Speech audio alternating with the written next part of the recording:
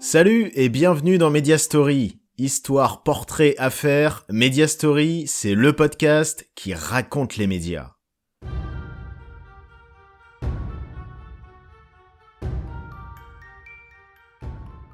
Aujourd'hui, je vous raconte l'histoire d'un scandale qui a ébranlé France Télévisions, c'est l'affaire des animateurs-producteurs.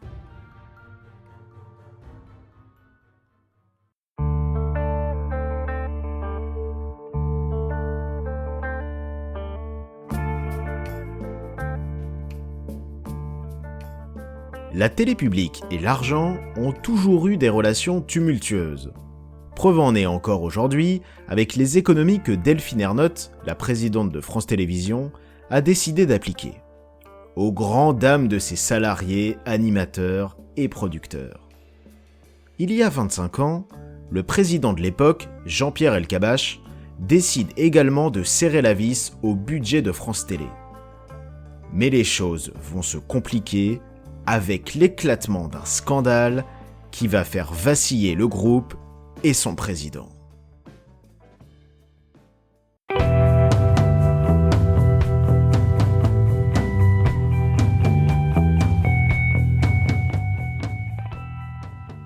Le groupe France Télévisions tel qu'on le connaît date de 1992. C'est en effet à ce moment-là que la décision est prise par les pouvoirs publics de rassembler au sein d'une entité commune les deux chaînes détenues par l'État, Antenne 2 et FR3. Les chaînes sont rebaptisées France 2 et France 3, et elles ont désormais à leur tête un président commun. Le premier s'appelle Hervé Bourges. Il a dirigé TF1 dans les années 80 et il amorce avec succès la création de France Télé. Son successeur est désigné en décembre 1993 par le CSA. C'est un journaliste réputé, Jean-Pierre Elkabbach. Il bénéficie d'une solide expérience dans les médias. Il a animé de nombreuses émissions, notamment politiques, à la télé et à la radio. C'est donc tout naturellement qu'il met un point d'orgue dès son arrivée à la tête de France Télé à développer l'information au sein du groupe.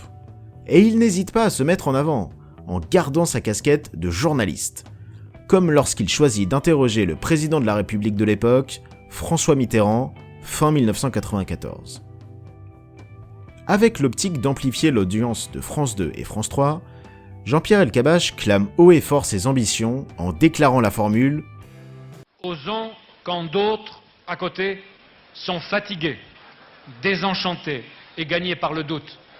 Osons que chacun d'entre nous ose, allez disons, au moins une fois par an. Osons et que chacun d'entre nous soit le porte-parole de ce combat pour France Télévisions. » Il va pour cela mettre en avant des jeunes talents de la télé qui vont rapidement devenir des stars. Ils s'appellent Arthur, Nagui ou Jean-Luc Delarue. Ces animateurs, d'à peine plus de 30 ans, présentent des programmes grand public à succès. Que ce soit le divertissement Les enfants de la télé pour Arthur, le jeu N'oubliez pas votre brosse à dents pour Nagui, ou l'émission de témoignage Ça se discute avec Jean-Luc Delarue. Pour fidéliser ces animateurs, qui produisent également leurs émissions, Jean-Pierre Elkabbach signe avec eux des contrats très juteux. C'est la révélation de ces contrats qui va mettre le feu aux poudres.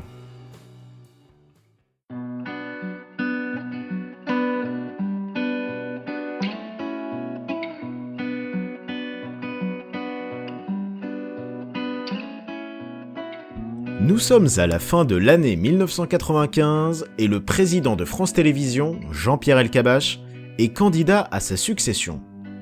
Son bilan est alors très positif. Pour la première fois, l'audience de France 2 et France 3 réunies dépasse celle de TF1.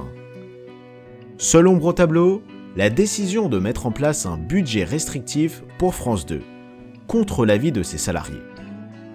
Et puis, en novembre 1995, va éclater un scandale retentissant qui va tout bouleverser.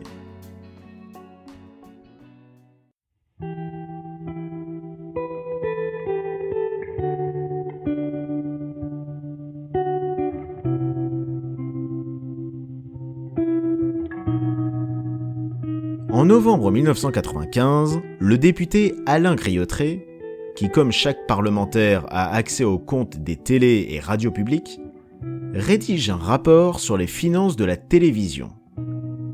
Il pointe du doigt les contrats mirobolants passés entre Jean-Pierre Elkabbach et les boîtes de production détenues par certains animateurs. Selon son rapport, durant la saison 1994-1995, le chiffre d'affaires passé par France 2 avec les sociétés de production appartenant à ces animateurs avoisine 640 millions de francs, soit le quart du coût total de la grille. Une situation qui apparaît inadmissible pour une chaîne publique. La presse s'empare de l'affaire et Jean-Pierre Elkabbach est sonné de s'expliquer. Interrogé par Michel Denisot sur Canal+, il déclare à propos des animateurs-producteurs « Ils coûtent, ils rapportent. Ils sont en adhésion avec l'opinion. » C'est plus un langage de télécommercial que de service public. Non, c'est de gestionnaire, parce que j'ai à gérer. Car c'est précisément ça qu'il est reproché à Elkabbach. Octroyer à des animateurs-producteurs des contrats dignes de chaînes privées.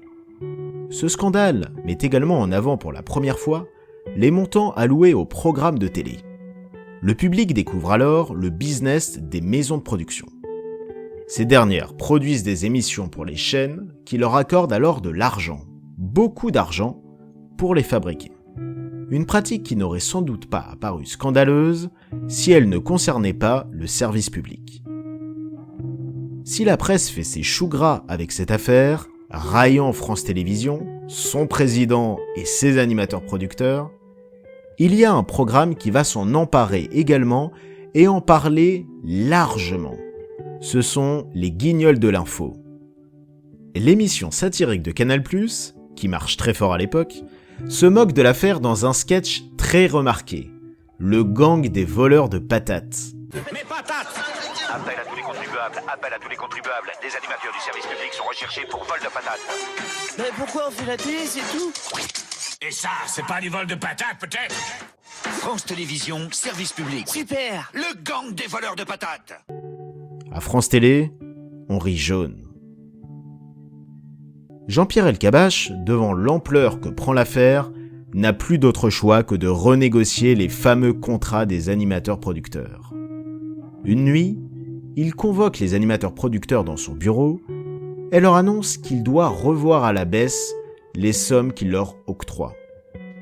Si la plupart acceptent, il y en a un chez qui l'annonce va mal passer, à tel point qu'une autre affaire dans l'affaire va éclater. Il s'agit de Jean-Luc Delarue. Ses relations avec Jean-Pierre Elkabbach sont particulières. Elkabbach considère en effet Delarue comme son fils spirituel. Il admire ce jeune homme d'à peine plus de 30 ans qui s'est fait remarquer lors de ses débuts à Canal+ et à Europe 1. Quand Jean-Pierre Elkabbach est nommé à la tête de France Télé, il déroule le tapis rouge à Jean-Luc Delarue et lui offre des sommes astronomiques pour produire et animer l'émission de témoignages et de débats souvent houleux, ça se discute. Jean-Luc Delarue estime qu'il n'y a pas de raison que son contrat soit revu à la baisse. En pleine déroute, France Télé n'en démord pas et demande au tribunal de commerce de Paris de désigner un expert pour évaluer le coût des émissions produites par Réservoir Prod, la société de production de Jean-Luc Delarue. Delarue ne compte pas se laisser faire et enclenche une guerre juridique contre France Télévisions. Interrogé dans une émission sur la tournure que prend l'affaire, il déclare « Quand on m'attaque, je me défends. Quand on m'attaque très fort, je me défends très fort. Si on m'attaque pas, je m'attaque pas. » Voilà. Et ce ne seront pas des paroles en l'air. Jean-Luc Delarue gagnera son procès contre France Télé. Jean-Pierre Elkabbach se retrouve encore plus dans la tourmente. Contraint de s'expliquer plus en détail sur le scandale, il va enchaîner les conférences de presse et les convocations. D'abord, devant les salariés de France Télé, qui trouvent injustes les différences salariales qu'il existe entre eux, à qui on impose en plus des restrictions budgétaires, et les animateurs-producteurs qui s'enrichissent très fortement. Puis, il doit faire face aux politiques. Il est convoqué à l'Assemblée nationale et au Sénat. Enfin, il se rend au CSA, le Conseil supérieur de l'audiovisuel, qui désigne à l'époque le président de France Télé. C'est son prédécesseur, Hervé Bourges, passé de la présidence de France Télévisions à celle du CSA, qui l'accueille. Jean-Pierre Elkabbach est dos au mur. Le coup de massue qui lui sera fatal vient du personnel de France Télévisions, qui vote une motion de défiance contre son président. C'est la première fois dans l'histoire de la télévision publique. Jean-Pierre Elkabbach n'a plus tellement de choix. Il prend alors la parole devant ses salariés et déclare : Je ne voudrais pas que l'attaque portée contre moi handicape le groupe France Télévisions. C'est pourquoi j'ai décidé de m'en aller.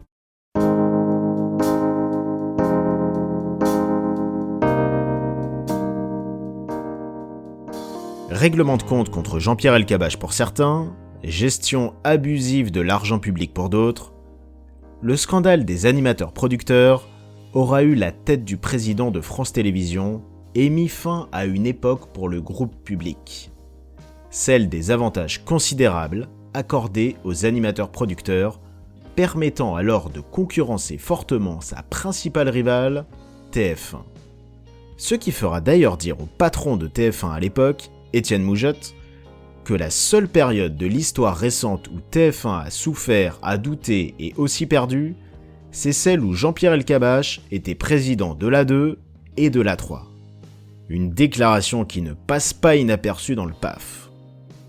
Pour remplacer Elkabbach à la tête de France Télé, le CSA nomme l'ex-directeur général de France 3, Xavier Gouilloux-Beauchamp.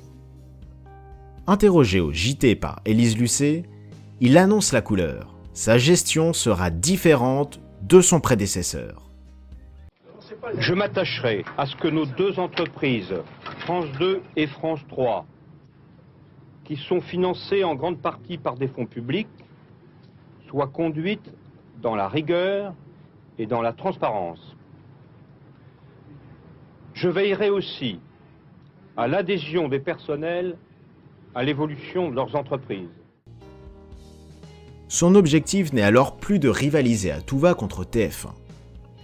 Et si les chaînes publiques perdent en audience, il remet le budget de France Télé sur les rails.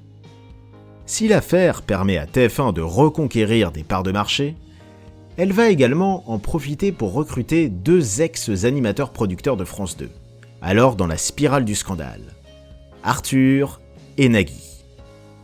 Le premier débarque sur la une avec le programme qu'il a créé, produit et animé sur France 2, Les Enfants de la télé.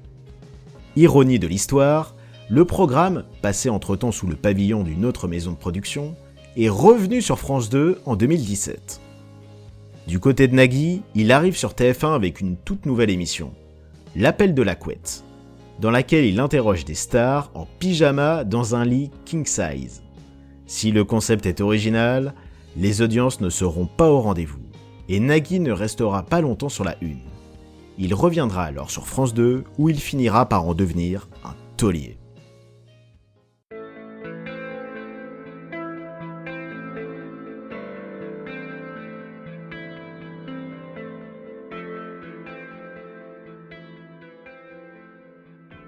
L'affaire des animateurs-producteurs aura eu un immense retentissement pour France Télévisions. Démission de Jean-Pierre Elkabbach, guerre sans merci avec Jean-Luc Delarue, départ des jeunes prodiges Arthur et Nagui pour la concurrence, et lumière faite pour la première fois sur l'argent et les sociétés de production détenues par les animateurs.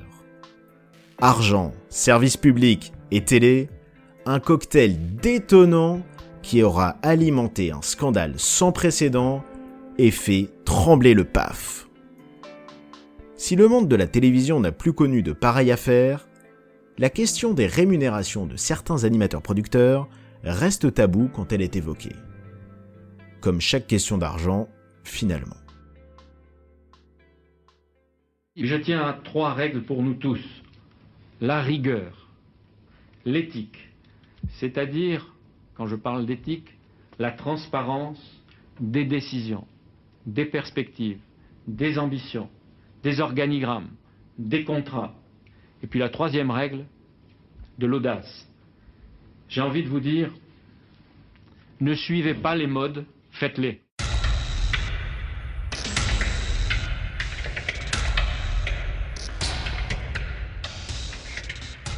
Merci à tous d'avoir suivi ce podcast et à bientôt pour un nouveau Media Story.